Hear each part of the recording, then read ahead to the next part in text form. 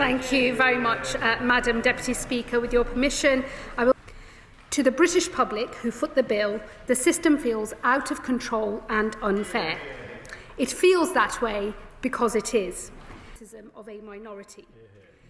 But if we fail to deal with this crisis, we must act too. We will do so by making refugee status temporary, not permanent. A grant of refugee status will last 2.5 years, not 5. It will be renewed only if it is impossible for a refugee to return home. Permanent settlement will now come at 20 years, not 5. I know this country welcomes people who contribute, and for those who want to stay and are willing and able to, we will create a new work and study visa route solely for refugees, with a quicker path to permanent settlement. To encourage refugees into work, we will also consult on removing benefits for those who are able to work but choose not to. Outside of the most exceptional circumstances, family reunion will not be possible, with a refugee only able to bring family over if they have joined a work and study route and if qualifying tests are met. Asylum seekers remain in taxpayer-funded accommodation.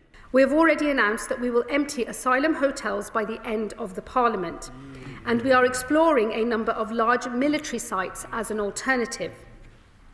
We will now also remove the 2005 legislation that created a duty to support asylum seekers, reverting to a legal power to do so instead. So those with income or assets will have to contribute to the cost of their stay. This will end the absurdity that we currently experience, where an asylum seeker receiving £800 each month from his family and who had recently acquired an Audi was receiving free housing at the taxpayer's expense, and the courts judged that we could do nothing about it. Nature of our own system. In March of this year, we must also enforce our rules and remove those who have no right to be here. This will mean restarting removals to countries where they have been paused. In recent months, we have begun voluntary removal of failed asylum seekers to Syria once again. However, there are still many failed asylum seekers here from Syria, most of whom fled a regime that has since been toppled.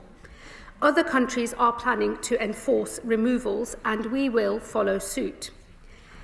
Where a failed asylum seeker cannot be returned home, we will also continue to explore the possibility of return hubs, with negotiations ongoing.